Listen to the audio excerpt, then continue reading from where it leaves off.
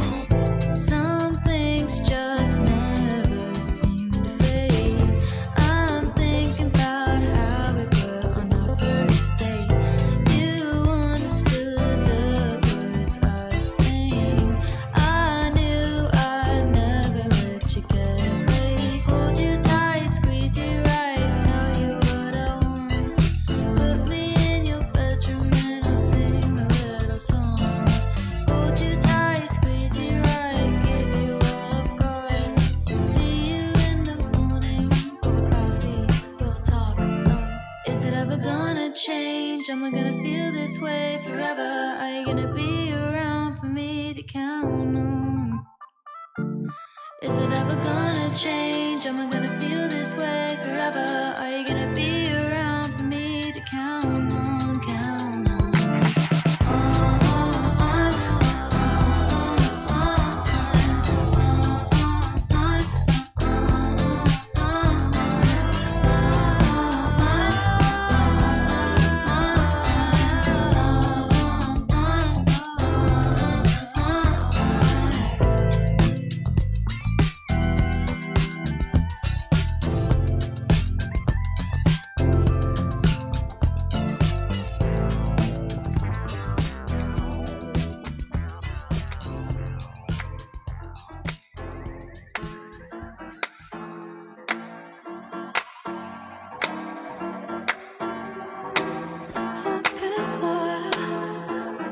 Just what you want. So don't leave me drowning. Don't let me down. Don't hold it back like that. Just pull me closer, baby. Oh. Let's make the most of this before it's over.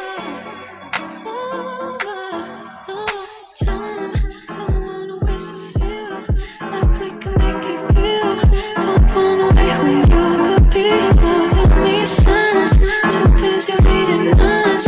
Already made it here. Don't overthink when you could be loving me.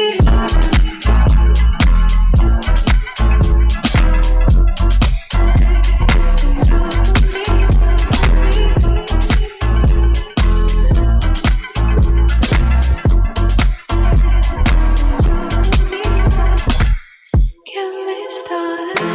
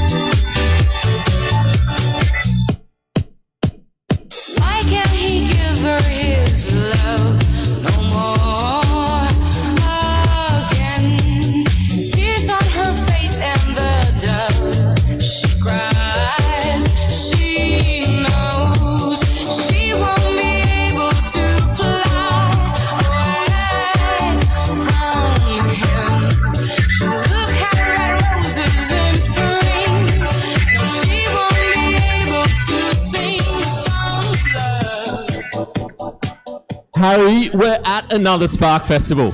We are. And it's the 9th year. It is the 9th year. What is that in like wedding presents when you give? Oh, don't ask. I don't know. I have no idea. Should we give something to each other or to or to Maxine? I don't know. Hey, welcome to the 9th annual Spark Festival here at the Collider. Thanks to Stone and Chalk for having us in your place. If you are still talking, stop. If you're next to someone who's talking, just reach out and, with consent, stop them talking. Hey, we're here on Gadigal land of the people of the Eora Nation. We want to pay our respects to elders, past, present, and emerging here in this place. We are going to continue the tradition of learning, knowledge sharing, and innovation with Spark Festival tonight. Harry, what are we doing? Well, we have a very exciting night of conversations, of connections, of merrymaking for you. Also some witty repartee, potentially. But from who? From our surprise guests, who you will see in a moment. Absolutely. But hey, who here it's your very first Spark Festival? But most of them are frequent flyers. They know what to expect. But do you?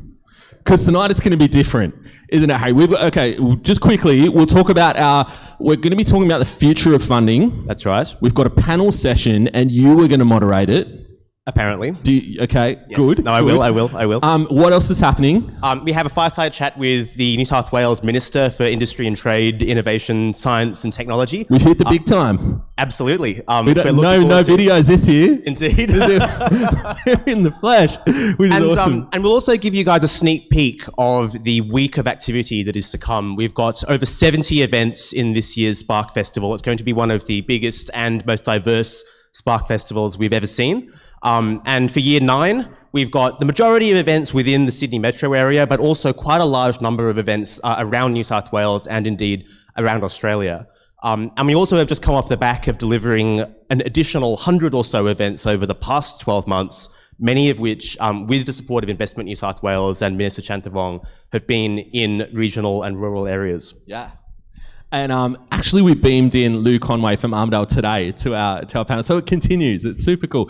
Hey, if you're watching at home or from the office, if you work late, you have no work-life balance and you're on YouTube at your desk or wherever you are, welcome to Spark Festival. Thank you for hanging on for an extra 5 minutes. Harry was late. It wasn't my fault. It was lovely to see you there. So everyone wave to the little camera.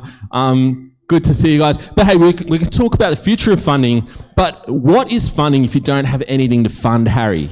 You've got to come up with these ideas somehow. Yes, and that's very much what Spark Festival is about. It's about finding people who are in roles in often corporate environments or in government or elsewhere who are thinking about joining or starting a new company. Yeah. And they're not the sorts of career paths that are the most conventional, but they're the sorts of career paths that can be the most rewarding and that also add to the economic growth and complexity of Australia as an ecosystem. Absolutely, yeah. And, ideas might not just come, after lots of, research or spending years in corporate and all of that stuff is good. They could just come out of a fishbowl, Harry. They could. And so tonight we could think of no one better to help us. Who would love a good startup idea just for free? Same. So we thought we'd ask the inimitable Julie Trell to help us understand what could come out of a fishbowl. Would you give it up for Julie Trell? Thank you, Harry and David. I'm going to cut right to chase. Welcome to the opening night of SparkFest. Come on, it's a great big room. Awesome. So some of you have been asked to contribute a word into this fishbowl.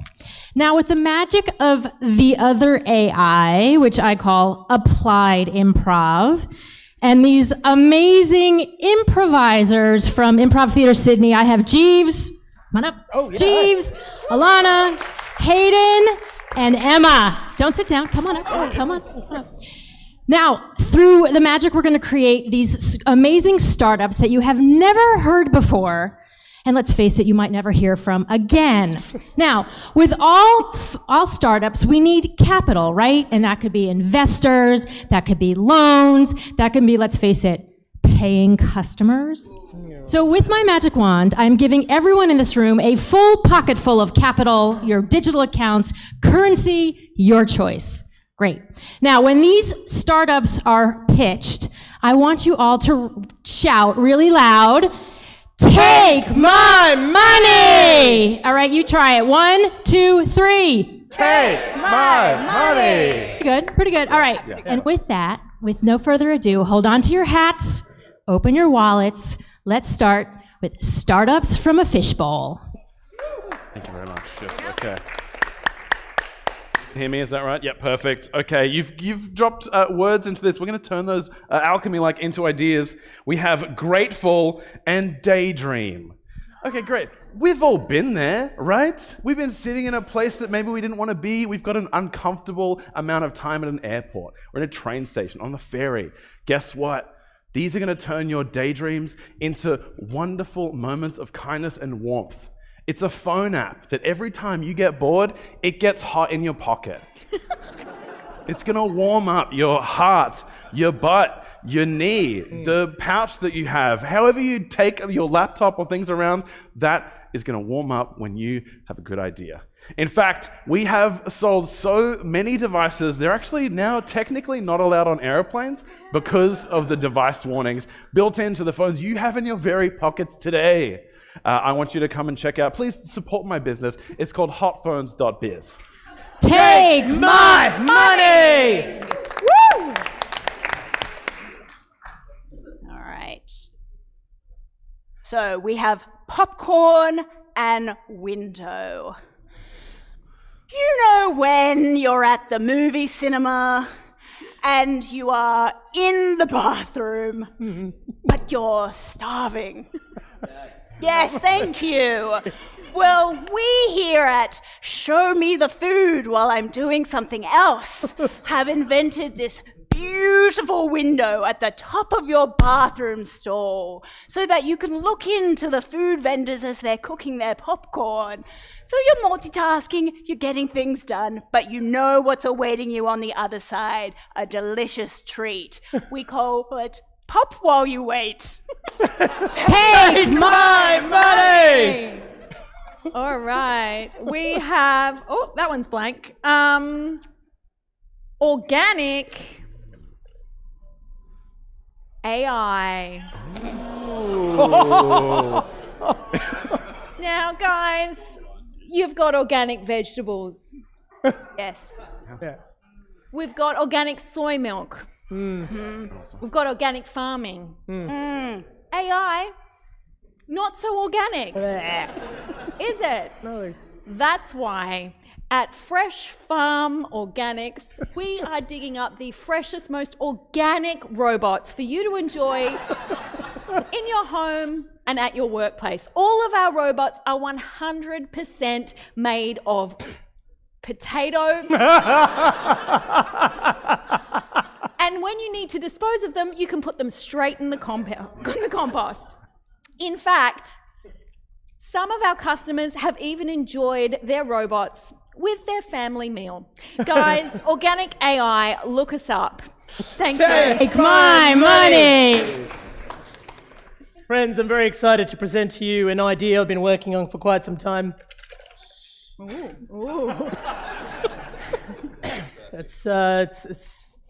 quite nervous to present to you and very excited. Artificial cuckoo. Woo! As many of you know, cuckoo is another word for bullshit. And at times it is manufactured from every single person in this room. I know. Some of your ideas you might think, that's a bit shit. Here at Artificial Cuckoo, we manufacture them so they become gold.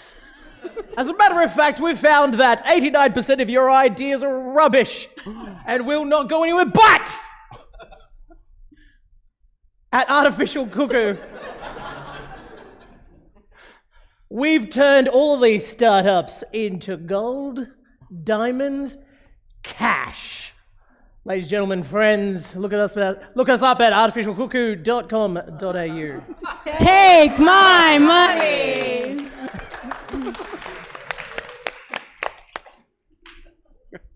I love all of your ideas, by the way. They're not.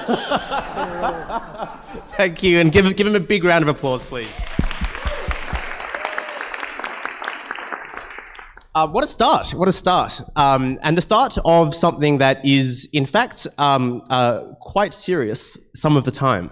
But there's nothing like a few laughs along the way of a startup journey. And with us at Spark Festival, the network has grown to over 40,000 people over the past 9 years. And we're really excited to be bringing you an event with a couple of hundred, I think that's the fire capacity of the room, so it's a couple of hundred people here in Sydney, and several thousand who have registered for the 70 odd events that we'll be holding through the course of this week. But the first thing that I'd like to do today is to invite someone to the stage without whose support Spark Festival would not have been able to reach many of the areas across New South Wales, in particularly rural and regional areas where we've been undertaking a big roadshow over the past several months. Minister Anurag Chanthawong, who sits over the department that deals with investments in New South Wales, as well as portfolios including industry, trade, innovation, science and technology, has been an incredible supporter of Spark over his time in the ministry and New South Wales government over the time that Spark has been alive. And it's a great pleasure of mine to welcome Minister Chanthawong to the stage for a bit of a chat. Give him a warm welcome. I reckon let's do the middle two. So Minister, how would you describe the role of organisations like Spark Festival in bringing together the ecosystem in New South Wales and building what we've developed over the past decade or more? Yeah. Look, thank you very much, Harry and David and the team at Spark and everybody here who's taken the time out to be here to join us for the 9th Spark Festival and the thousands who are streaming online. You can really feel the energy, can't you? And I'm just reminded by you, take my money, you certainly did when it came into sponsoring this great event. So, look, on a serious note, the work of Spark Festival is actually really important because, one, you're actually taking innovation and technology all around New South Wales, to Liverpool, to Tamworth, to Moree. It's important to make sure that everybody in our community believes and has the opportunity to really share their ideas, and that innovation technology is not a Sydney-centric issue. It has to spread all around New South Wales to encourage the next generation who have ideas wherever they live, regardless of what ideas they might have. They're all worth exploring. So the Spark Festival brings people together, creates the vibe, and I think reflects the energy, the ambition, and the aspirations of this great sector right here in Sydney. It's by no accident that Sydney is the #1 place in the Southern Hemisphere when it comes to innovation technology. And Spark Festival and the organisers are part of that component to ensure that we continue to maintain our place. And of course, we couldn't do it without the support of government, federal, state, and indeed local. I'd like to dive a little into the role of government as you see it in supporting and growing this ecosystem. I guess one of the hallmarks of Australia being a competitive federalist society is that every state picks out its niche. And as state governments and ministers come and go, some of the things that stay constant are the competitive advantages that we have within New South Wales. Fintech is probably a really good example of an industry that has received support over several years and has really grown to produce some of the biggest startup success stories and export stories that we've seen in New South Wales. How would you characterise what we as an industry need to do to ensure the continuity of support in the same way that a good investor needs to ensure continuity of investment between governments, between ministers? Look, certainly it's by no accident that 17 unicorns are right here in New South Wales, and probably another 28 in the pipeline, not only in fintech but also in software as well, and other emerging industries. Innovation and technology is fundamentally a people-based business. So that means the role of governments to invest in our education, invest in our training, and invest in the vibrancy of this great city and this great state, because we need to compete with other great cities around the world, both domestically and internationally, to attract and retain the workforce that we need. That means creating a city that's easy to move around. With the metro recently opening, we want a safe city so people can get around. We have some of the best universities in the world. We have great open space. The weather's fantastic. The food is great. The nightlife is fantastic. We've got South by Southwest games. So those components really embed the long-term attraction of what the innovation sector actually really wants. Working with people who are willing to experiment, to take risk, to really share and have their ideas challenged. It's the culture that we all create, both from government and from the sector, which continues to make Sydney and New South Wales the magnet that it is to ensure that we continue to really compete and I think actually better so many great cities. But there's more to do. Absolutely. Not only is government a terrific infrastructure builder for technology companies and startups broadly, it's also a fantastic customer in many ways. Government procurement is always a theme that recurs every Spark Week. And for those in this room who might be building, starting, growing companies that aim to have government as a customer, in New South Wales or more broadly, what would your advice to them be in approaching government procurement? Look, certainly the New South Wales government buys $42 billion worth of products a year. We need to do better in using the public purse for the public good, allowing our idea starters, our innovators, our SMEs to be able to access government contracts. Now, this came out very clearly in the Innovation Blueprint roundtables that we did for all of most of early this year, and that SMEs and startups are really looking forward to governments to actually better connect the opportunities that are there. And that's going to be one of the themes of the Innovation Blueprint findings when we release it in due course. So really get in contact with the New South Wales government. We are going to try to change rules to encourage better use of public resources without going down the road of protectionism. That's not what it's actually about, but it's actually about getting better value for money. And that better value for money involves actually stimulating this great industry that we've got here in New South Wales. One of the key focuses of Spark Festival this year is clean energy and the future of energy tech. We're very happy to have partnered with NetNada, who's one of the sponsors of this year's Spark Festival, to measure and reduce the carbon impacts of this event. But I think more broadly, New South Wales and Australia generally is a centre of developments of nuclear technology, of battery technology, of renewables more broadly. Tell us a little bit about your government's commitment to creating a clean energy tech future. Look, certainly energy or cleaner energy is a transition. We're all moving there. The journey, the destination we all know, net zero by 2050, and it's one of the government's top 3 strategic priorities.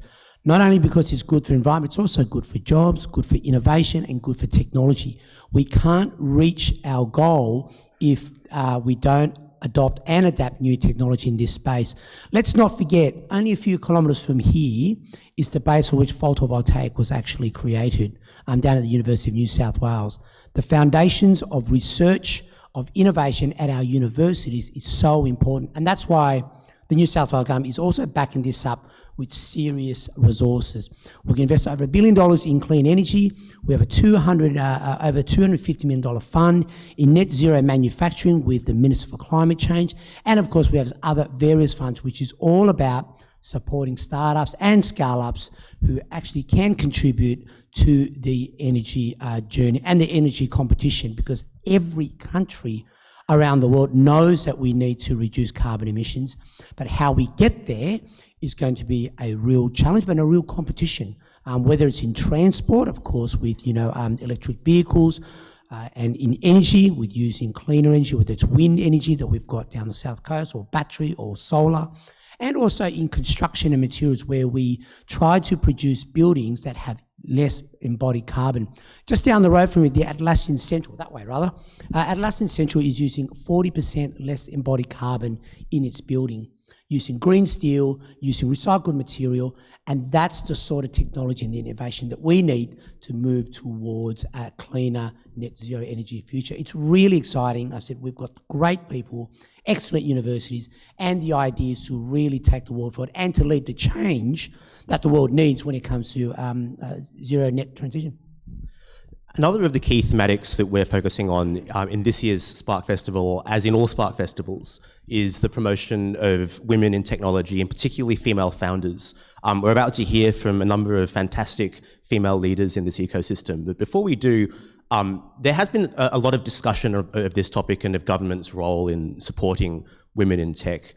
There are a number of grant programs and other support mechanisms that have been withdrawn over the past couple of years, but also there remains a strong commitment from government to continue to support women in technology and female founders specifically.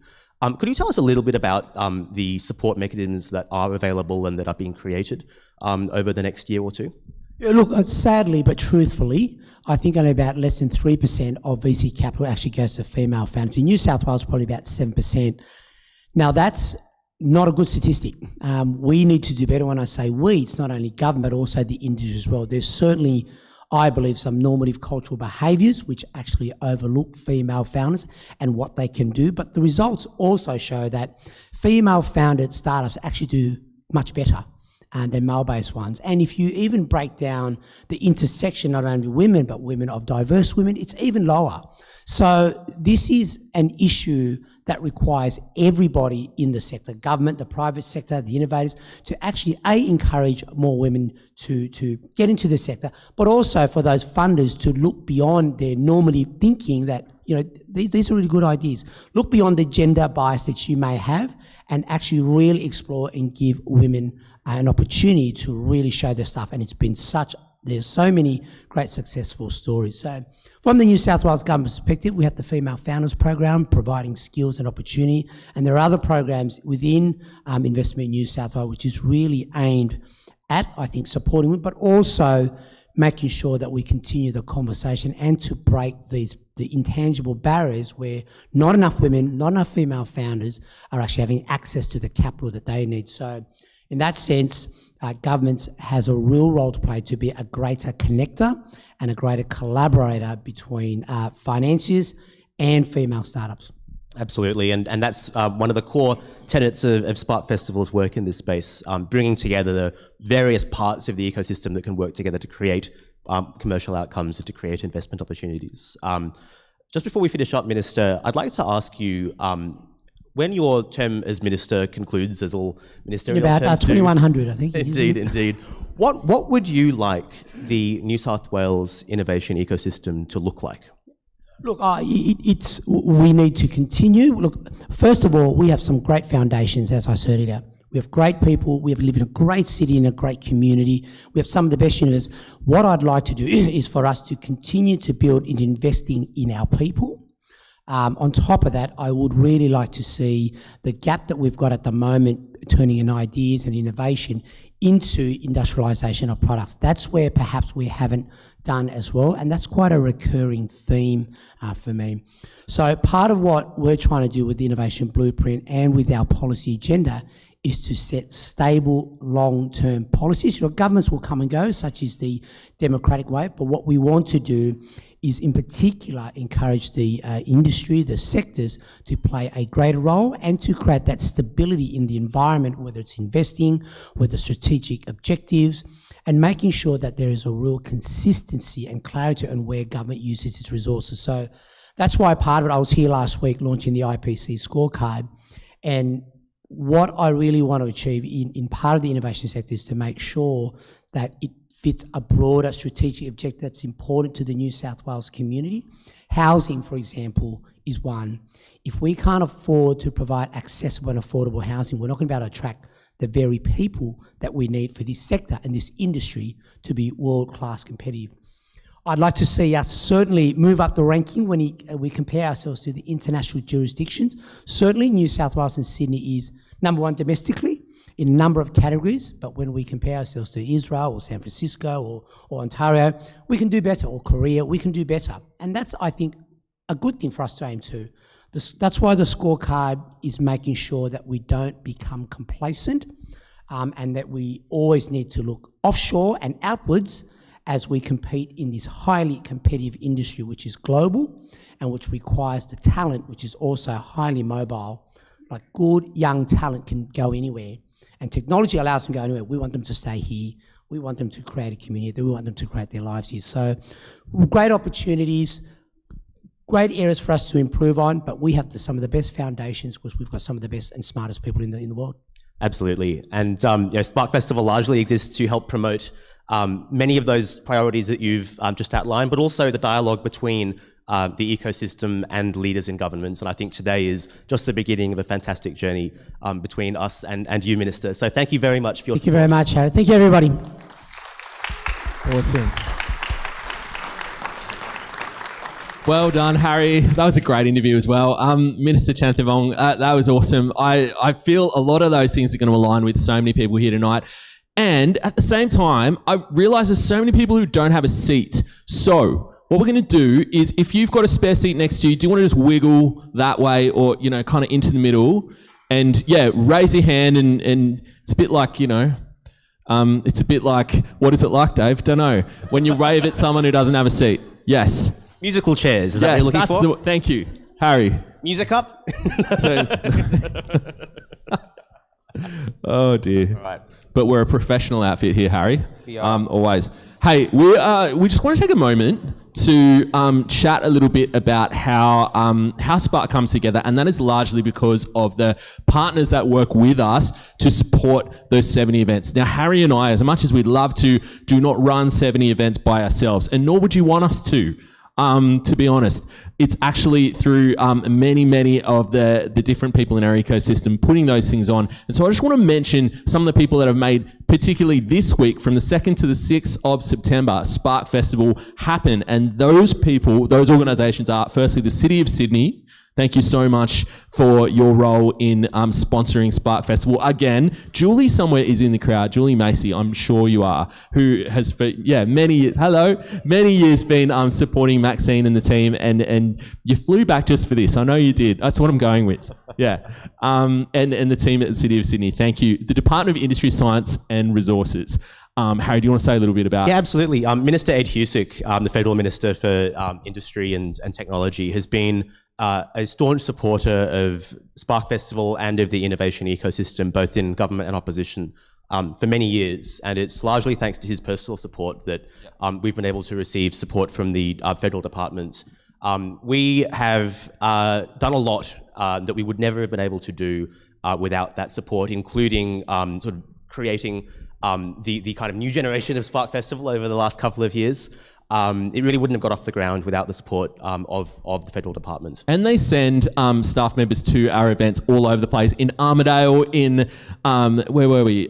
In Sydney South, in Southwest. And I've already spied a few here. Yes, we know who you are. So thank you for your support there. Many more of those events to come. Hey, Stone and Chalk.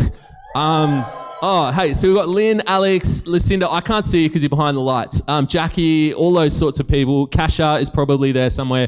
You never answer my calls, but that's okay. And Chris, you'll hear from soon. Stone and Chalk is, you want to work there, guys. I'm telling you. It's a wonderful, wonderful place. It's kind of like Disneyland for startups. So maybe if you're lucky, they'll give you a little tour. But again, we really appreciate the support that you continue to give us, even though I don't always call you when I need something, but I mostly do. And we appreciate that. Herbert Smith Freehills, where's Elizabeth?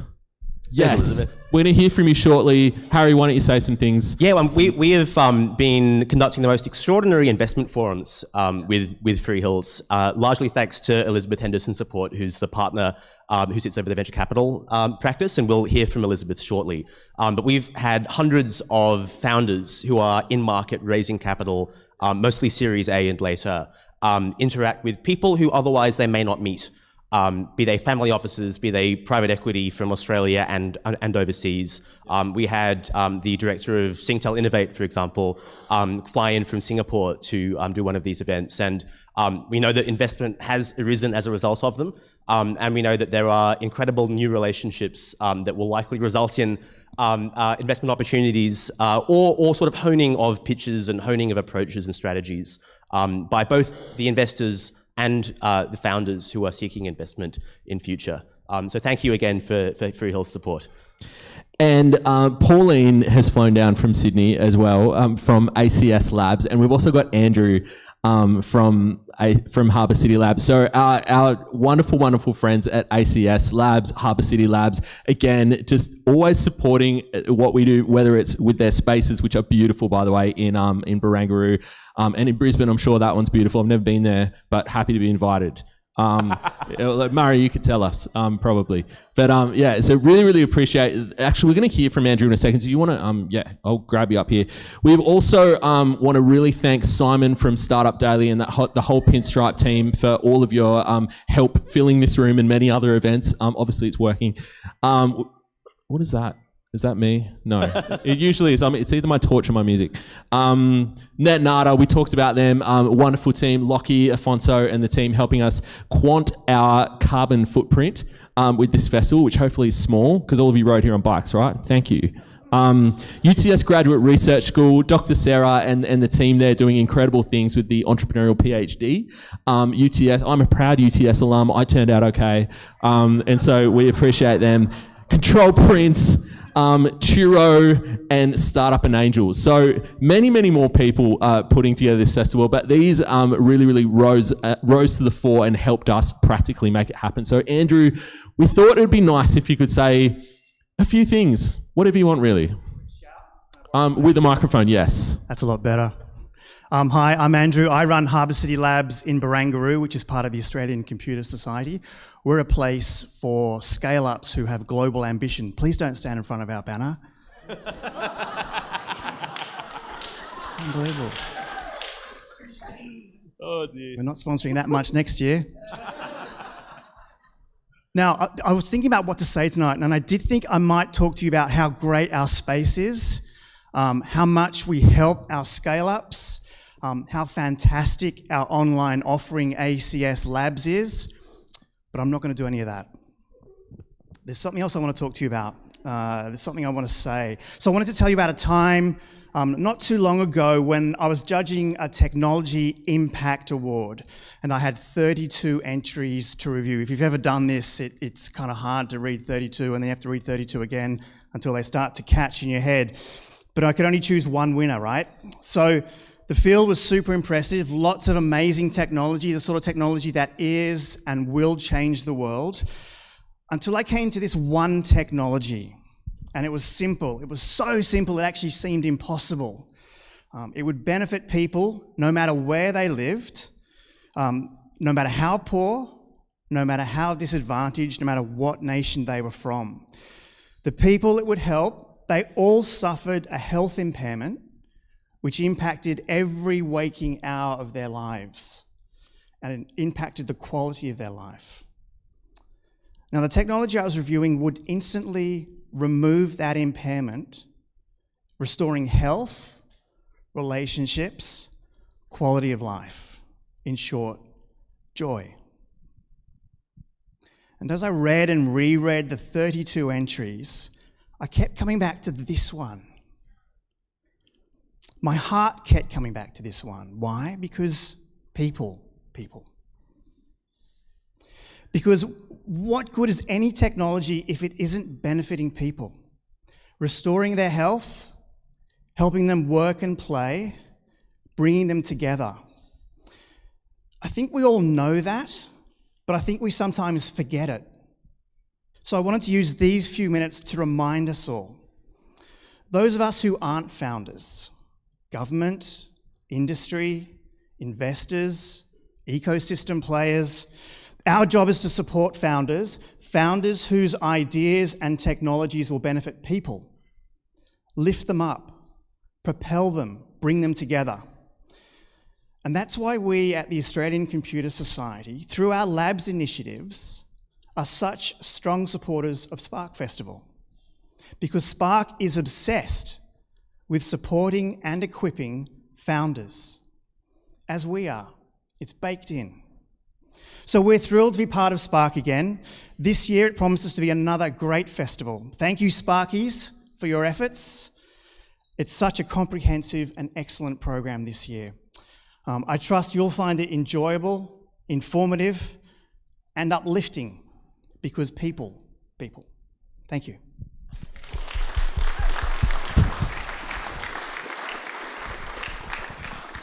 Thanks, ACJ, and thank you to ACS and ACS Labs for all of the support that you've given Spark Festival over the past couple of years, without which we really wouldn't be able to be doing what we're doing today. We'd also like to introduce a new member of the Spark Festival family.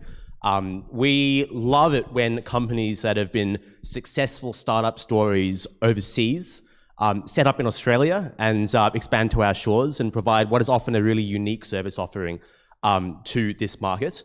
And we're delighted to welcome Control Print as a major sponsor of Spark Festival this year. I'd like to invite Aileen to the stage to tell us a bit about why they're supporting Spark and what they're doing. Thanks, Harry. Good evening, everyone. My name's Aileen, and I'm honoured to be representing Control Print tonight as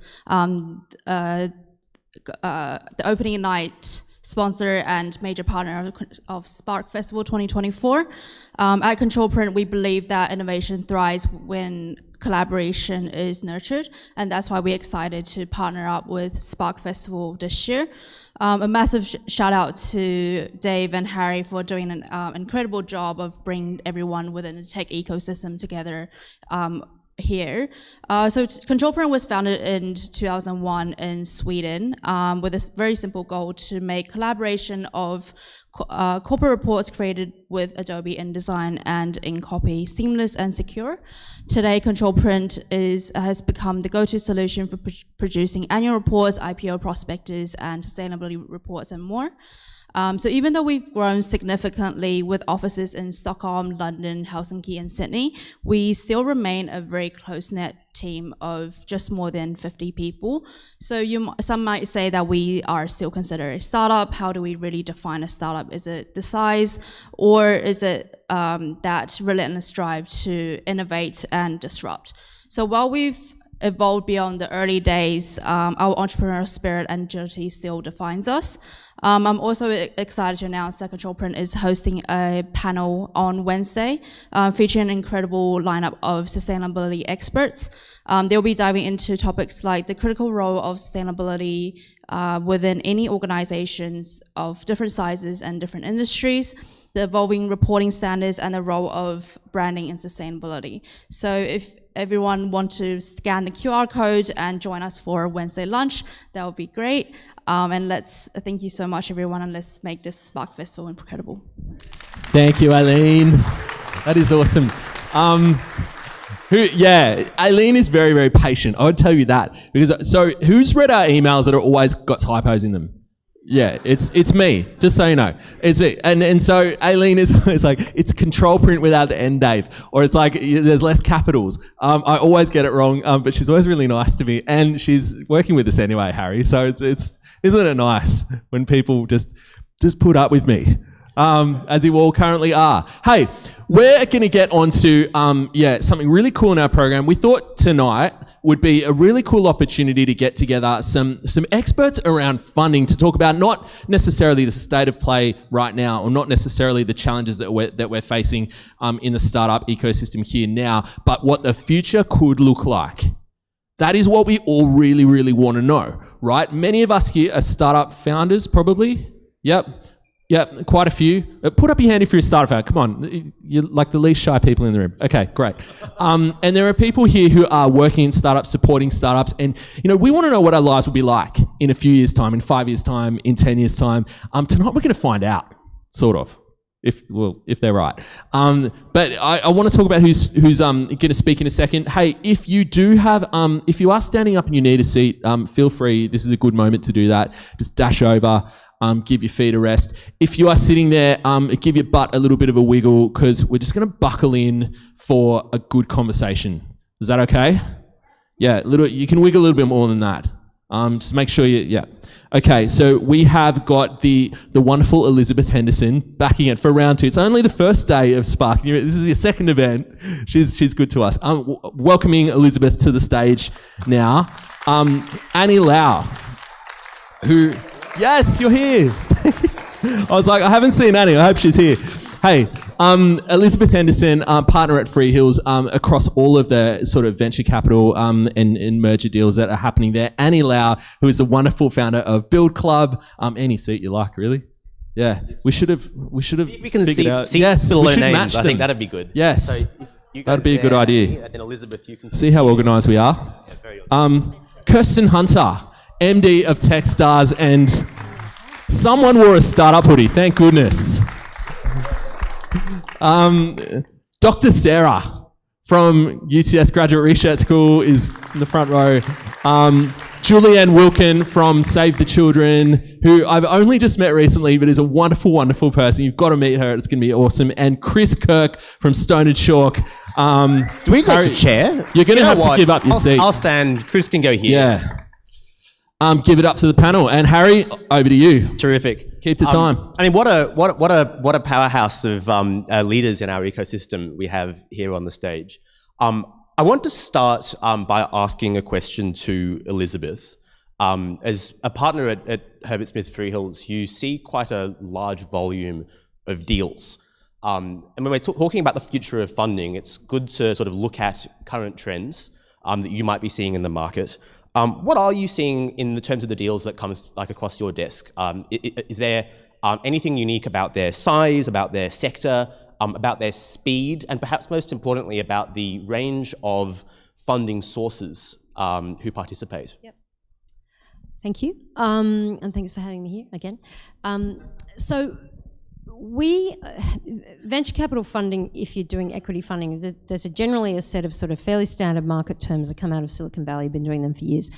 And to be perfectly honest, even despite the tech and the price downturn and the turbulence of the last few years, they haven't really moved much. And I know you read articles about how they have, but if you go to like Cooley's website, they're a Silicon Valley law firm, they publish terms and you can see them, and they haven't really moved much. We are seeing what has changed in the last few years is there's been an increasing take-up of notes and safes, which is the kicking the can down the road funding. Don't want to crystallise the value, so you'll do that. Now, they've always been there, but safes used to be something you did before you raise. Now it's something you sort of do before you really want to put off raising again. We have seen some over the past few years of sort of very distressed funding where someone had a gun to their head and they took some pretty rough terms. And we are seeing a little bit more debt, venture debt, other types of debt. It's still not that prevalent, certainly not across my desk, but I'm not a debt person, so I often don't do that sort of work. But we are seeing a bit more of that. There isn't really, though, much beyond the equity investment, preference share type investment, and sort of safes and notes, which I do also always say handle with caution, because you can't always keep up with your cap table. But that's what I would say, yeah. In terms of sectors, Annie, your work is focused around AI and ensuring that AI startups that come through your program can access the sorts of opportunities that might not just exist in Australia, but also in San Francisco and elsewhere in the world. What do you think it is about AI that is making investors jump in? Yeah, really good question. So I think AI is just super exciting field. I think startups can scale a lot faster than they ever have, and it's just like unlocked a lot of like net new capabilities which weren't like possible before. For example, like one of the startups which went through our accelerator, which actually I think demoed here a month ago, like they're in Y Combinator now, and their app, or like their dev tool they built already has more than 2 million users, and it's only been live for a few months. So I think like there's just a lot more capabilities and like new impact which can be made. And is that something that you see Australia having an edge in? What is the edge that Australians have? I'm really bullish on Australia. I think that we have a lot of really great like tech talent. So when we were in San Francisco for the accelerator, we ran AI hackathon with Build Club. I think like in the beginning, some of us were like pretty daunted because when you go to SF, you're competing with people who are like ex-OpenAI and have been to like Harvard and Stanford and like all the really fancy brand names. But when you like nut it down to like AI, like our teams actually did really well, and like one of them placed second in the hackathon. So I think we definitely have really amazing tech talent. It's just like all about encouraging people to like take a bet on themselves and actually go into entrepreneurship. So Kirsten, Techstars, global program, you lead the Australian chapter. what are you seeing as being unique about what comes out of and gets funded in Australia as opposed to elsewhere in the world where similar programs are undertaken? I mean, how long do we have? I mean, I think like anything, there are a lot of similarities and there are a lot of differences. What I see from the perspective of my program supports 12 companies a year to go through and then hopefully finish up and go and raise capital. We see a lot of similar investment strategies, I suppose, let me say, amongst a lot of the investment firms in Australia. We are a small market, and as a result, often there's a bit more overlap between the mandates of what different funds are looking for. And so we get a lot of feedback from our founders, particularly those who are in direct-to-customer as opposed to B2B, that there's less interest in investing in those type of businesses. Whereas in much bigger markets like the US, you can find investors who will invest behind a mandate of pretty much anything. And so they're the main that's the main difference that I see on a day-to-day basis. In terms of the quality of talent, in terms of the kind of innovation behind the ideas, like what Annie said, I don't think that Australia is at a detriment. I think if anything, we punch above our weight. And the fact that we do have Techstars as a global accelerator operating here out of Tech Central really kind of brings that home. And hopefully it gives a great opportunity to local companies who want to expand overseas in the short term to be able to do that using our network. Australian policy leaders have been saying for more than a decade now that we punch above our weight in terms of idea creation in particular, but not necessarily in terms of collaboration across those different idea generation opportunities and investments. I think this is probably a good question for you, Sarah, because coming from an academic background, you see firsthand the impact that collaboration can have on propensity to raise funding. Tell us a bit about the program that you've set up and what it is that you're seeing. Yeah, absolutely. So I think the first thing to sort of note about collaboration or value co-creation, or I was just having a conversation with someone earlier tonight about how exactly we wanted to frame it. It's one of the 3 biggest predictors for financial success for a business, so that's obviously really important. And in terms of research collaboration, we have fantastic foundations here in Australia. Again, we have world-class universities. We have a really highly educated population, and I'm sorry to reiterate but again, a lot of us already know that's not quite getting through into the innovation ecosystem. We have one of the lowest rates of collaboration between businesses and then higher ed and government in terms of innovation in the OECD. So that's not great. And it does have these flow-on effects for our productivity and our prospectus for sort of economic growth. So why is this? Again, the ingredients are here. It's not that the problems aren't here. Again, if we think about climate change, and we've talked about net zero, and we've talked about batteries and climate tech, and we think about sort of aging populations and the need for health tech. I mean, the problems are there for research to solve. The VC funding is there. If you look at what Australian VC funded in 2023, then the 4 of the top 6 sectors are things like robotics and, again, climate tech, health tech. So again, things that we would think would be pretty research intensive.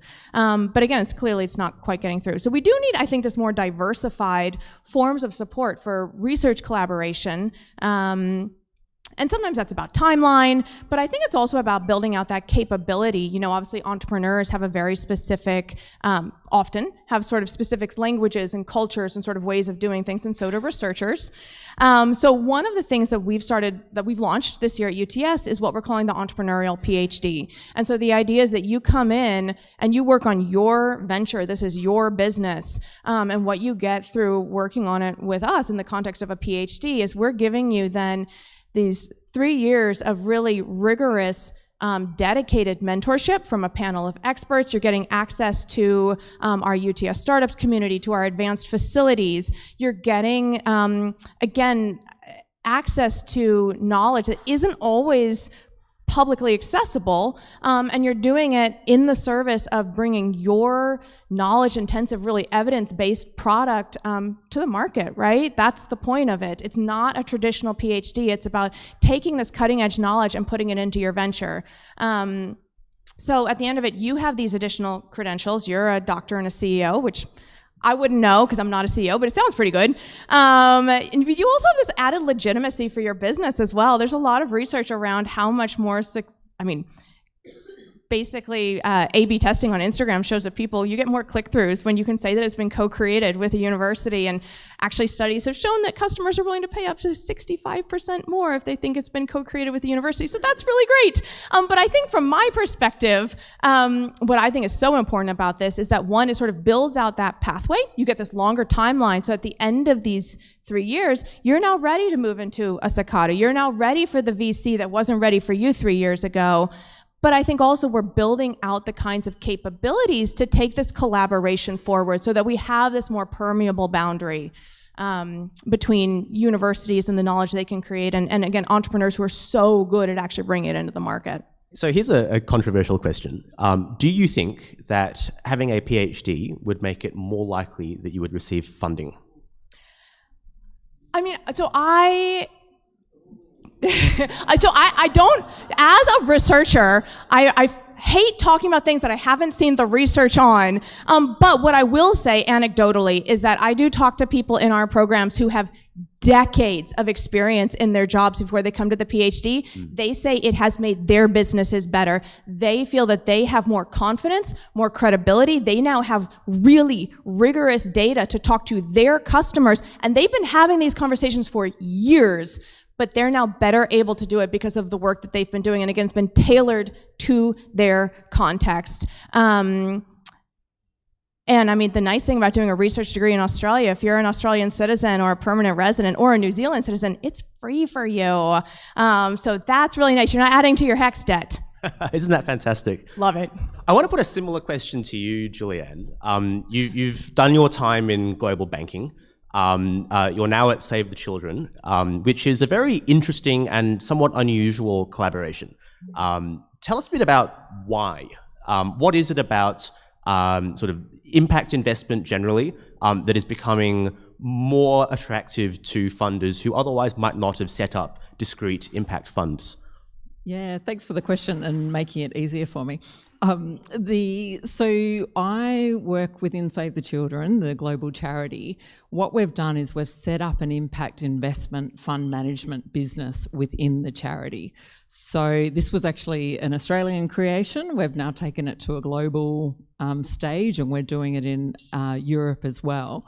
But from an Australian perspective, we started 4 years ago really because we wanted to look at solutions, not just dealing with the problems, the humanitarian crisis, but we were seeing that not enough funding was going into child-focused solutions.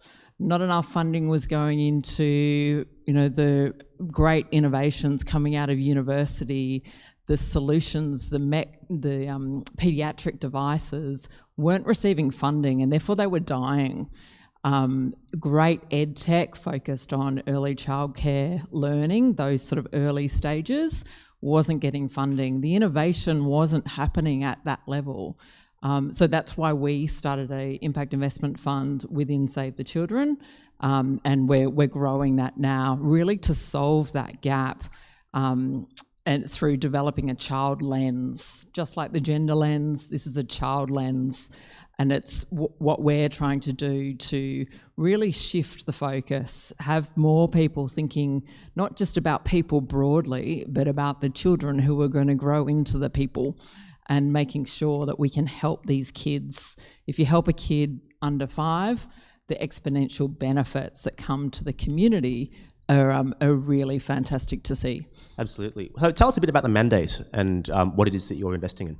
Yeah, so our mandate for the first fund, which we are about to make our final investment from, was really investing in companies. We had a global mandate, but predominantly Australia is where we found the opportunities. Late seed Series A opportunities. Our checks range from 200,000 to 750,000 Aussie dollars. And it was in sectors of health, education, child safety and climate. That's the first fund. Second fund's bigger and better, but still with a focus on those early stage companies. We always co-invest. We believe in collaboration. And when we invest, we only invest if Save the Children can actually help the company. So we'll become a client. We've got a huge procurement for the products that these companies are providing. We'll become a client, we'll provide product feedback. We've got healthcare education experts around the world focusing on the problems that are being solved by these companies. So we give them the check, but it's a 10-year investment, and our goal is to really help these companies scale. It's not a sort of 3 to 5 year make your money and get out. It's a long-term scale these companies, reach more children, and make money. Chris, Stone and Chalk is arguably the stalwart of the Australian innovation ecosystem. You've seen an enormous number of companies come through the Stone and Chalk program and spaces, many of which have grown to exit at enormous valuations, and many of which have been reborn in other ideas. What are you seeing in terms of the mix of companies that you have now as residents, as opposed to what you saw in previous years, potentially pre-COVID, which I think is kind of the sort of dividing line that everyone talks about? Yeah, I think it's quite beautiful actually for anyone that's been around this ecosystem for a while, or if you're a founder that's had the privilege to reinvent yourself a couple of times. You see people grow and change, right? So many of our businesses, actually we had one today that negotiated a sale. That was their 4th time. The other 3 went horribly bad. They'll openly tell you that story, but that's a beautiful journey that's taken them, it's probably 20 years in the making to be an overnight success. And what I'm so excited about in Sydney, having just moved from little old Adelaide actually about a month ago, and what strikes me about some of these conversations in Sydney is how privileged we are to have so many of the ingredients right here in our state. Like, even to hear the difference in opinion between you, Annie, saying, you can launch a company with 2 million users in 1 month versus, the other end of the spectrum, which is do a uni PhD and, take 3 years and go really deep. That's so beautiful, I guess, from a diversity of options. I think New South Wales has that in spades. Great entrepreneurs are obsessed with problems. I absolutely agree. They come from all walks of life. And what I'm really excited about, and we're seeing a big change around, is people probably moving from thinking about sectors of opportunity. I mean, fintech always gets talked about. Yes, that was 200x growth in 9 years. So that was 450 million when we started in 2015. Now it's 50 billion for the New South Wales economy. So that is an incredible change. But now we're seeing those entrepreneurs go off and launch health businesses, work in deep tech.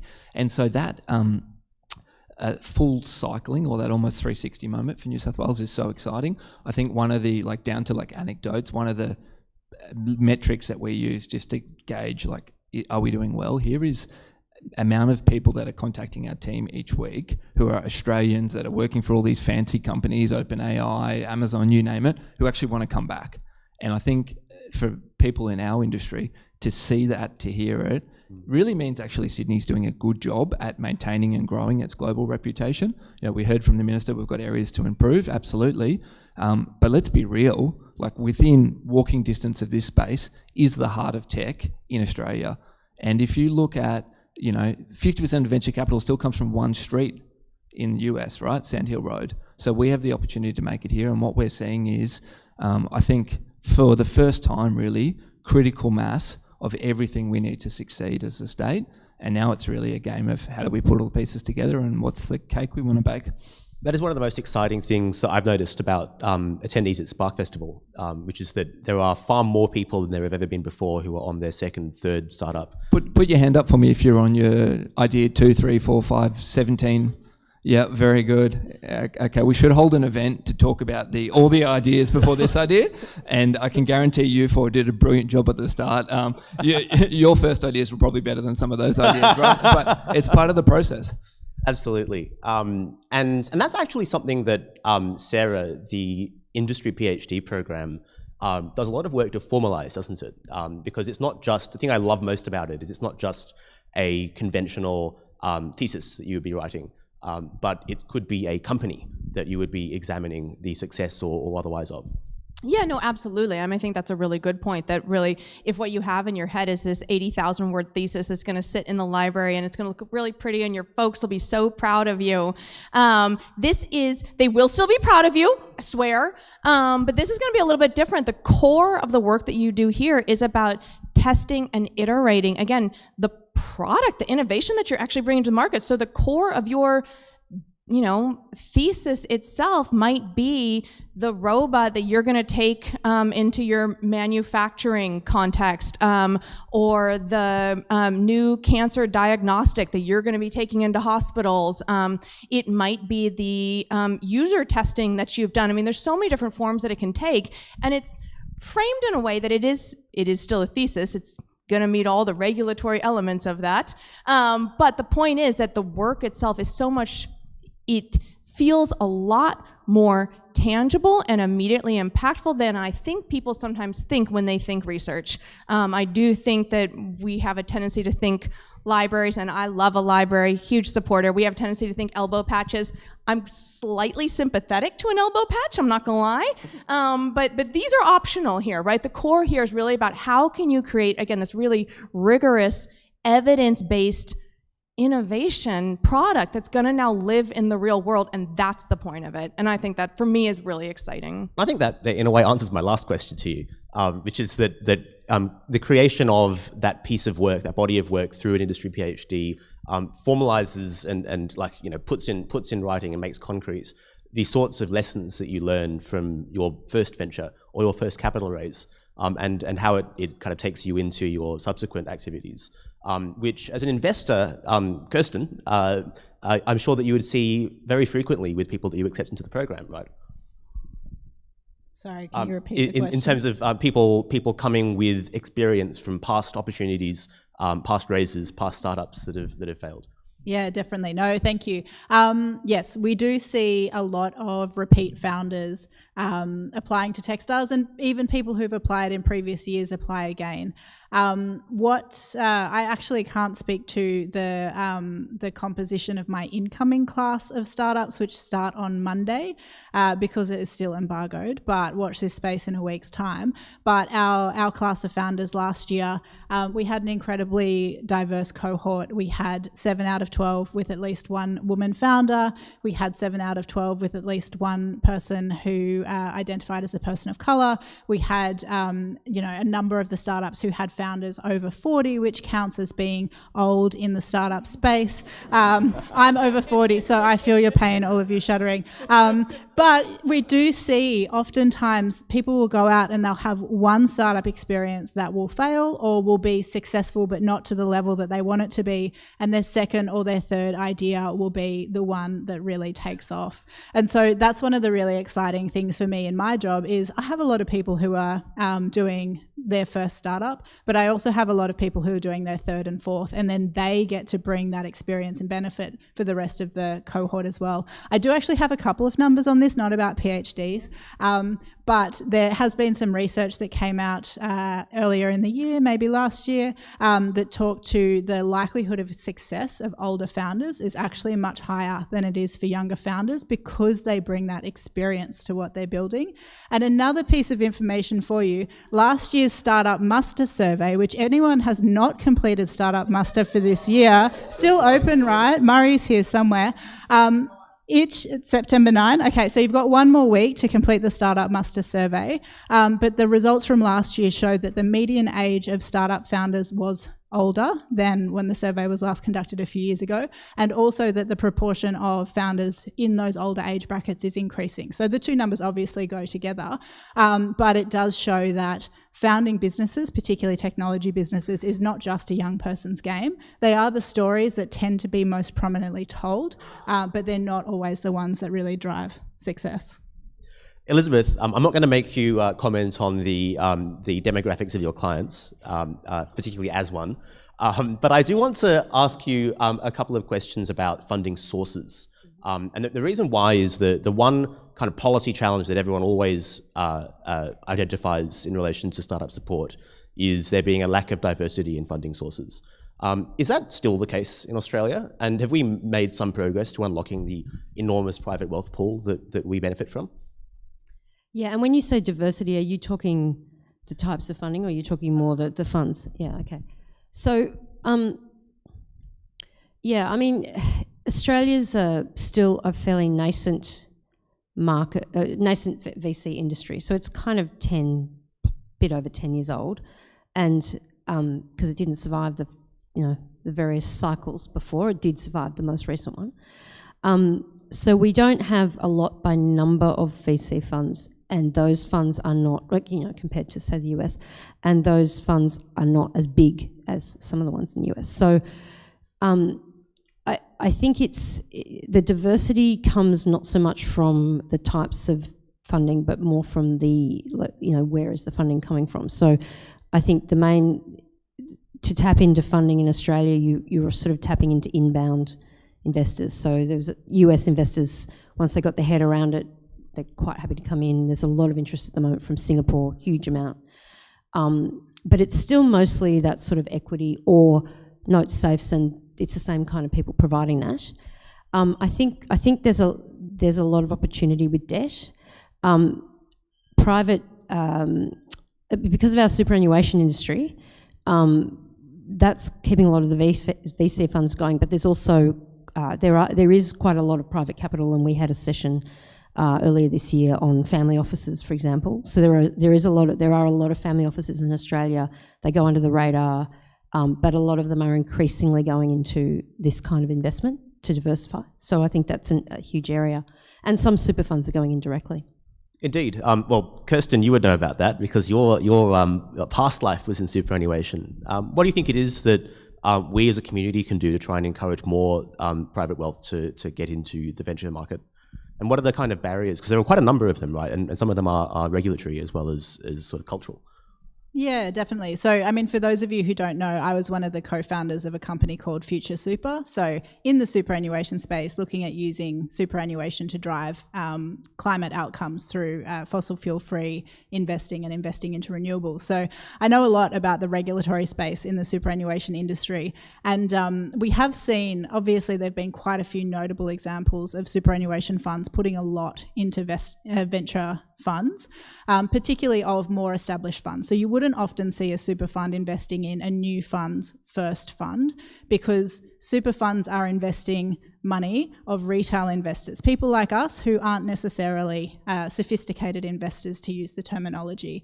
And what that means is there's a much higher threshold for what they're able to invest into. They have to demonstrate that they are investing for the sole purpose of delivering outcomes for their members in retirement. And so really there is a lot less flexibility for superannuation funds, even though the pool of assets that they are investing is massive, $3 trillion. It's one of the biggest pools of investable assets in the world. And so it is a large pool. It's not very flexible. It's probably out of reach for most of us as founders, as well as, to be honest, fund managers, until we get to a certain size or scale or repeatable performance. That said, there is a lot of wealth as well that sits outside of super, and I think that's much more interesting because it's much more flexible, and particularly family offices' private wealth, those offices and individuals can direct their investments along the lines of what they find interesting or inspiring, or the trends that they see. And it's quite different to a super fund that has that quite narrow mandate. It's quite different as well to a VC fund, where the money that they manage has come from a pool of other limited partners, so wealthy individuals or institutional managers who've put the money in on the agreement of a particular approach to investing. And so it's sort of interesting, right? So there's all of these different players, all of these different pools of funds, greater or lesser flexibility, greater or lesser amount of money, depending on where you're going. And so I think that does create a lot of opportunity if you know where to look and if you know how to access funding from those sources. Julianne, when you raised your funds, you attracted funding from quite an interesting range of sources. Do you want to tell us a little bit about that process and why you believe those funds were interested, particularly in the work that you were doing and the impact-related thesis? Yeah, so our cornerstone investor for the first fund was QBE. They were a corporate partner of ours and were donating to Save the Children anyway. So they knew exactly the type of work that we were capable of. They knew the team, and they understood that this was quite a quite a new pilot that we were getting started, but they believed that we'd have impact even if we didn't make money, I think is sort of where they got to. But you know, we've had success. We're making money and impact, which is why we're raising the second fund as well. The others who invested, family offices and foundations in the first fund, and I expect for the second fund it'll be a similar balance between corporates, family offices and foundations. If we look across to the fund that we're raising in Europe, that is more coming from DFIs, because in Europe the market is more advanced. So there are national governments investing in that fund. Won't tell you which ones yet, but national governments investing in our European fund, which will be a debt fund into Africa. We haven't quite got there in Australia for the Australian fund, but we're going through that process at the moment. So it's a real mix. I think with the impact lens, a lot of the superannuation funds do find that difficult. The smaller ones have a little bit more capacity. If you compare it to putting a fixed interest portfolio where you're earning sort of 3 to 4% or impact, and maybe it's concessional impact, but it's still earning more than 3 to 4%. Some superannuation trustees can get their head around that, which is wonderful. But the larger ones, really, they've got so much money to deploy that our fund is far too small for them at the moment. We're getting there though. That is our next step. We'd love to be a $100 million fund and have a large superannuation fund invest. I mean, one of the big factors that is key to unlocking that capital is culture. Creating communities that encourage risk-taking and investment, that normalize it, and that ensure that people who invest their savings, be it through super or otherwise, are conscious of where that money goes and are financially literate, as well as more familiar with the sorts of risk categories that early stage venture involve. I want to give the last word to Annie and Chris, because you have both created incredible communities that have propagated that culture within your segments of the Australian tech ecosystem. Tell us a bit about that story, and what is it that you believe made those communities successful? And if you had an ask of the broader ecosystem to make those communities even more successful and all-encompassing, what would they be? So I think the story of Build Clubs, well, I'd like to say it's kind of interesting. So I founded it mid last year when I was still working as a venture capital investor. And originally it was kind of just born out of a personal pain point. So being in BC, I wrote a lot of theses and hang out with a lot of AI investors. So it was very AI focused. And a lot of my friends would go to San Francisco and come back, and then they'll complain about there not being a similar grassroots type ecosystem.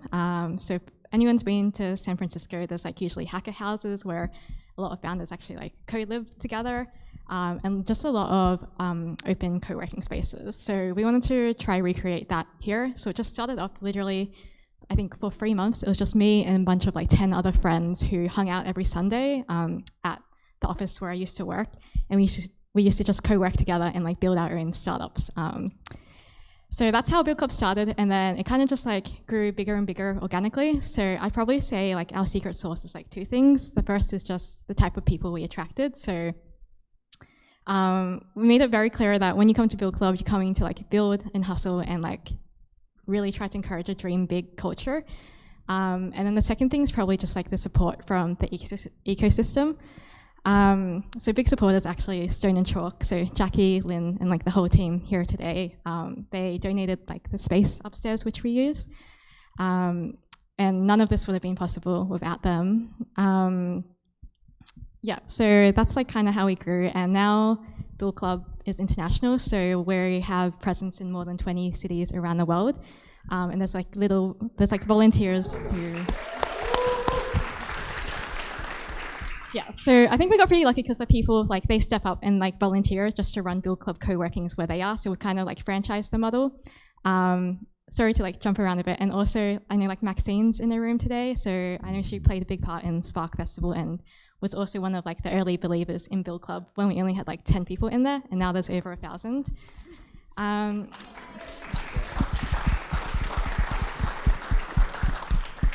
terms of where we're taking Build Club going forward, so I think what we realized with time is that even though we started it to support founders, we can have a much bigger impact when we're more focused on, and like what we found through the community with time is we attracted a lot of people that were building in AI and just wanted to learn AI and get access to it. So I think at the core of what Build Club is democratizing access to AI. So we're building, it hasn't been announced yet, but we're building like some products to like help that. Amazing. So I think this is the perfect summation really of tonight's conversation, which is about people. And my magic wand would be 50 more Annies, please. Because seriously, like if you chart the success or failure of these ecosystems, sorry government, but it's not government. Government's an enabler. It's the people in the community that make it happen. And I think, you know, even the shout out to Maxine before, like Spark exists from volunteers giving their time for a purpose and taking action. And I think that's what's so beautiful about what Build Club has become and what actually we're seeing right across New South Wales. Like Maxine's got a privileged position to see these self-organising communities everywhere. There's people like this everywhere.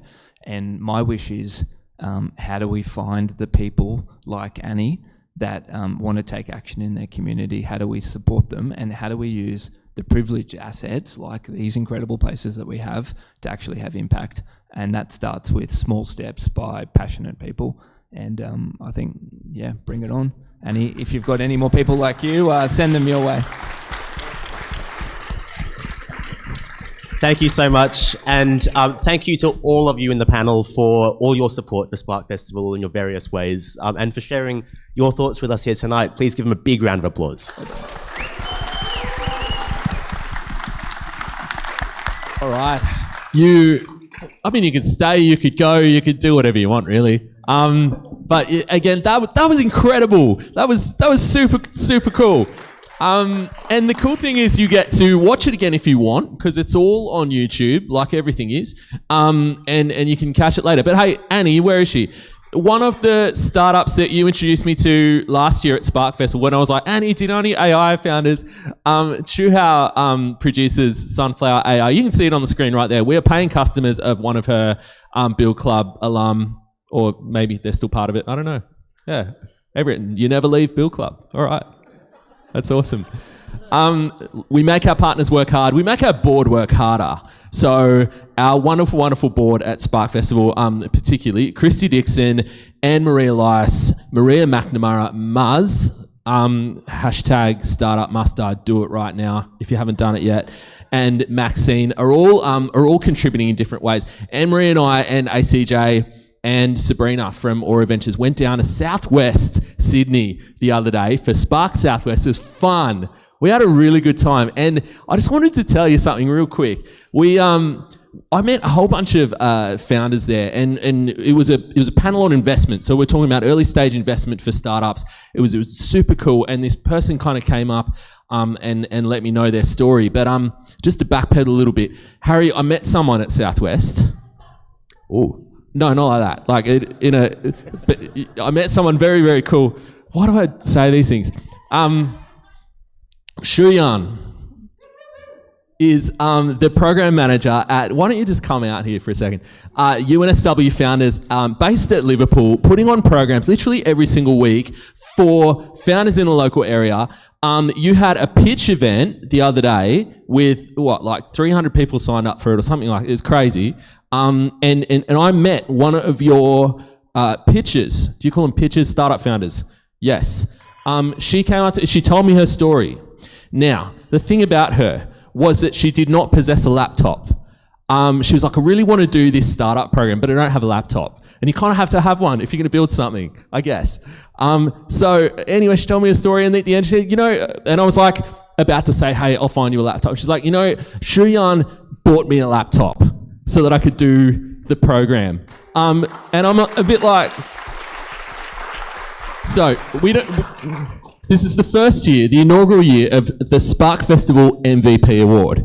Now, the MVP stands for minimum viable product, as in this person literally needed a laptop. And so, Shuyan, we've got a little trophy for you. We've made it up. and it says the Spark Festival MP Award. Thank you so much.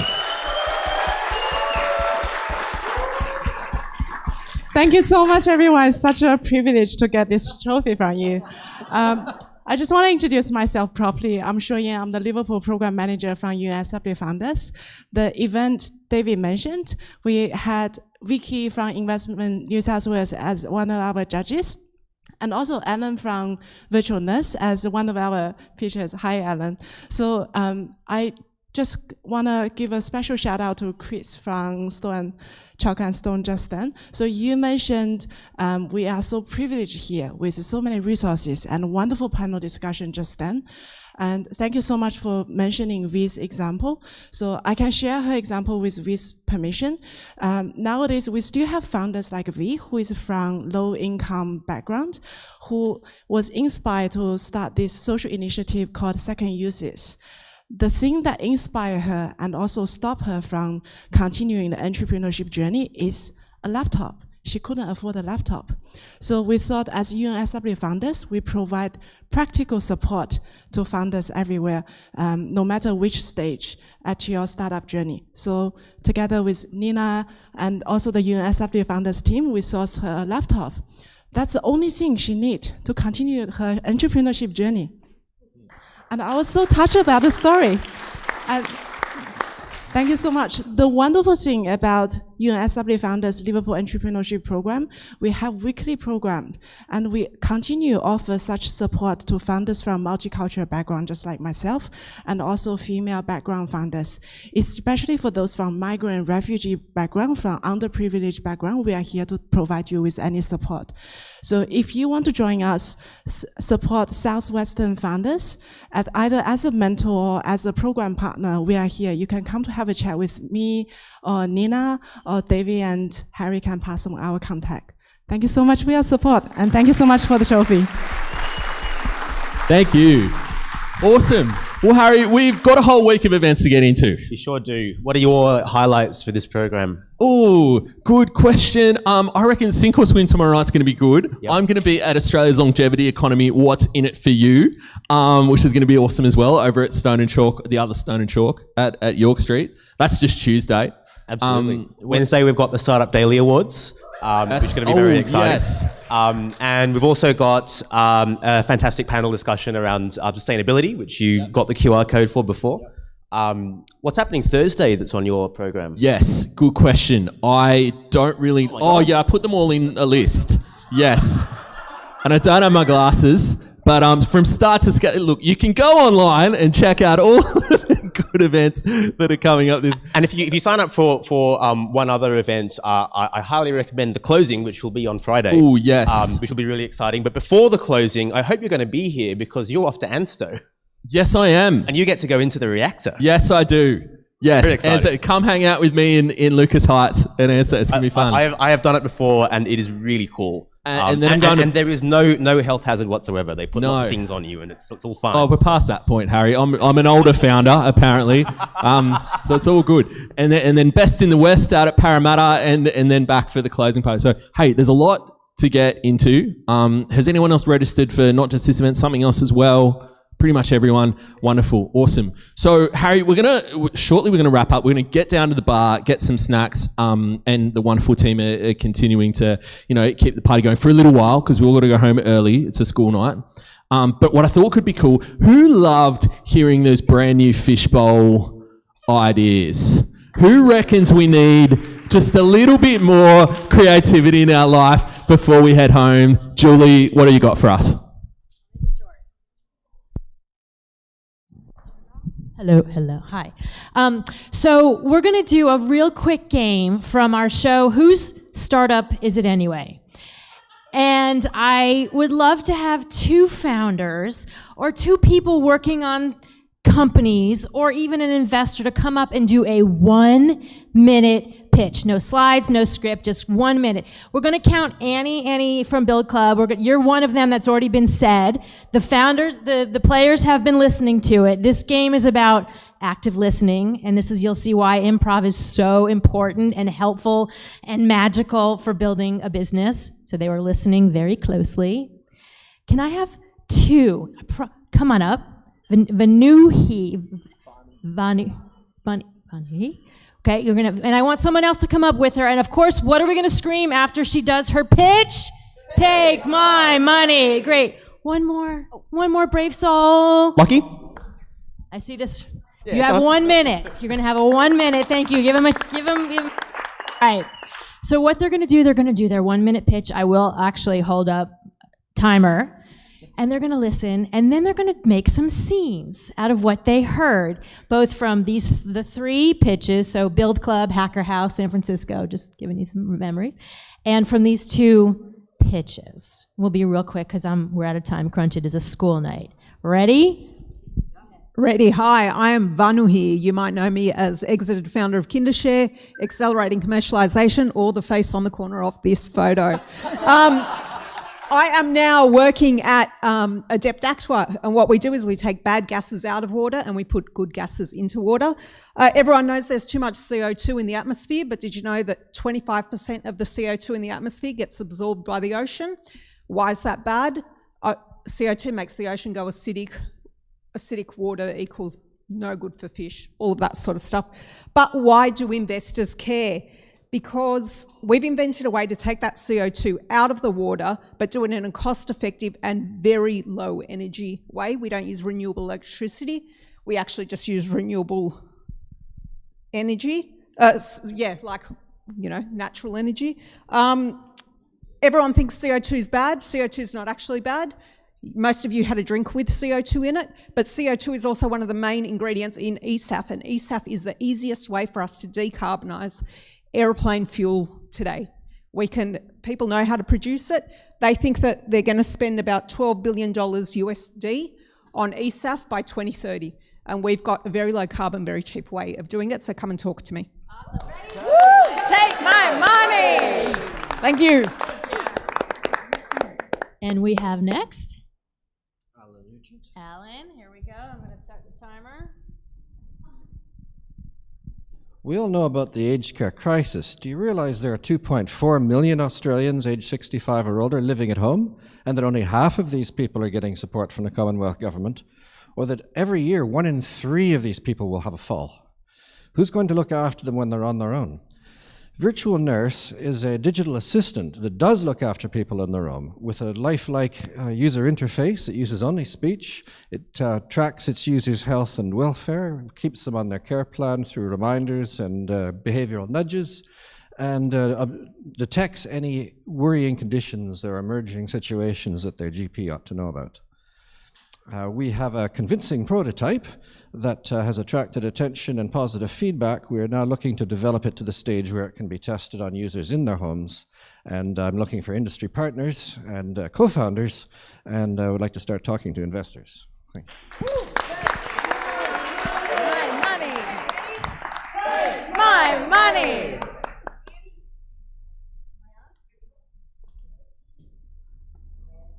Hello? Hi.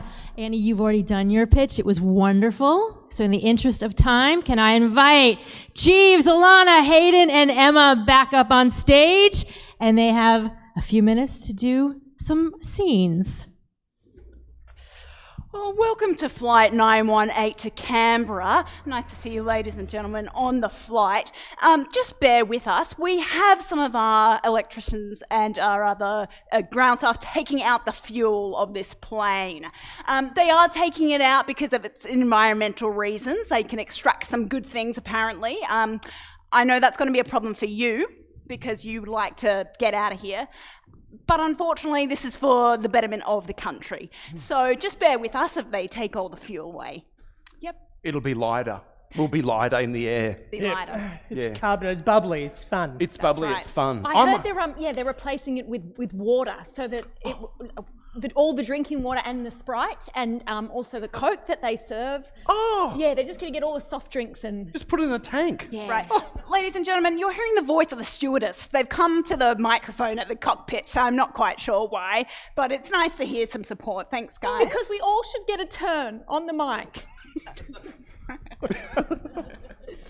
Hi. Sorry. No. I didn't realize that you were both going to get glasses at the same time. Just come on through. We've got a new machine here at the optometrists. So what you can do, just one of you at a time, just pop the machine on, and it'll test your foresight, but it's actually for the future. So what I'm going to do, I'm just going to pop a lens in for you real quick. It's a bit blurry. Oh, it's a bit blurry? That's okay. I'm just going to pop a lens in for you. You tell me if the future looks brighter or not brighter. We'll ask him about the future of our relationship. Right, yeah, of course. Okay, cool. I'll just do a quick test. If maybe he's going to pop the question or just... Right. I do have a lens for that, actually. Okay, so first off, I'm just going to put the gender lens in, all right? I'm just going to pop that in. You tell me the future looks brighter or not bright. It's all blue. I'm over 40. That was a very long pause. My eyesight's okay? gone. I'm just going to put in a bit of the commitment lens. Okay. And I'm just going to get. You might. I can't help but feel this is an ambush. I've never met this woman in my entire life. I can promise you that. Doing great, Gary. Sorry. The commitment lens. All right. Let's have a look. Does your future look brighter or less bright with the commitment lens? Less bright. Oh. Are you single? I am single, actually. Nurse, thank you for doing this virtual appointment, this virtual chat appointment. You can talk to me directly. I'm the new, more attractive model that they've installed it into. Hi, how's it going? Hi, nice to meet you. So I'm under the impression that I can take a photo, you'll look at it for 1 second, and then it will delete. Oh, no, I store everything. This is the Snapchat nurse. And it will delete for you, but I've got a private stash. Guys, I love living in this share house so much, but it's so embarrassing for me because you guys are all startups, you're all founders. Yeah. I'm the only one that's not. It's nice to be all friends together as... We're not competing with each other at all, are we? Not one bit. For funding. So happy to be friends. I know you guys only invited me to live in this share house because I've got rich parents. And you have such rich parents. I mean, a great personality. Just be honest, but if you could just keep your pictures just a little shorter, because I'm trying to study and you guys are always knocking on my door and pitching me things. I've got another one for you, if you like. I mean, as you all know, I invented a new device that children can wear on their arms to help them swim better. Oh yeah. Yes, it's I call it FinTech. Oh. Yeah. And I've actually got one. I've actually got one. Now, there's this, it's an incredible app. It's for the aging Australians. I think we need an app for aging tech startup owners and founders. There's just not everyone looking up. That's so lame. But how old's your dad? 40, 41, 42, 43, 44? Keep going. 45? And thanks for coming for tonight's hackathon. Hey guys, wait, have we all done the muster survey yet? No, we haven't. Oh my God! September 9th. September 9th! Everyone go and do that! Thank you so much for inviting me to your apartment. Welcome. I am a Sparky. Wow, yeah, great. Yeah, if you just want to come on through and innovate any room you like. Yes, yeah, I'd love it'd be to. great. Well, I think, first of all your electricity seems to be busted. So I think you've called the wrong Sparky, in fact. What? No, it is. It's non-renewable. I would like it to be renewable. Oh, I see. Yeah. Okay. That's fine. I just have to call a different person for that. A different person I for just that? do the ideas, actually. You only do the ideas? Yes, an electrician has to do the actual Sparky Right, stuff. an execution. All right. Yes, the execution. Oh, gosh. To fund that person would be amazing. Yes, okay. Sorry, Emma, can you just not stand in front of that banner, please?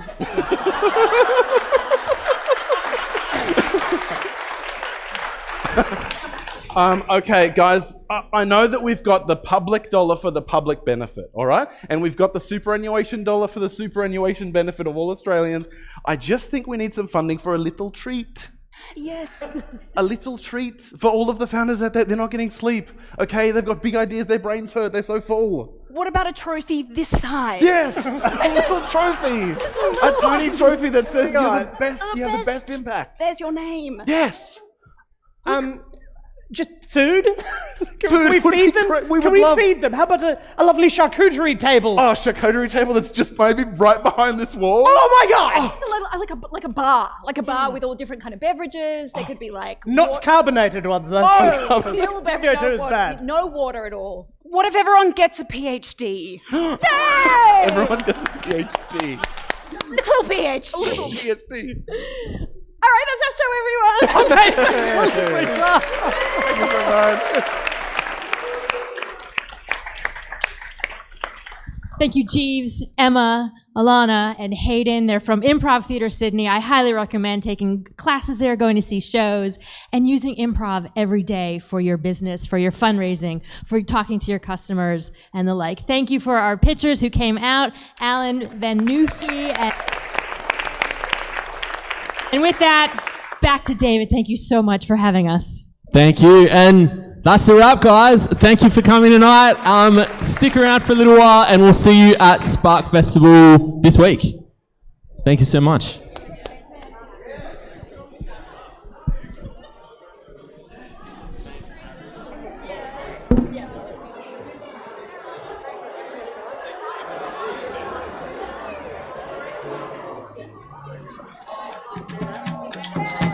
See, I don't wanna say you got me. See, I don't wanna say you got me.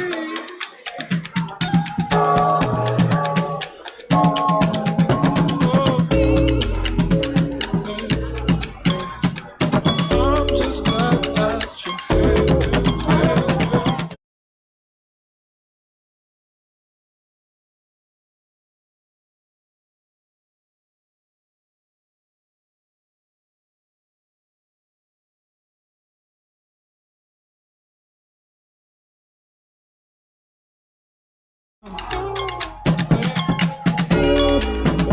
Only get this knock into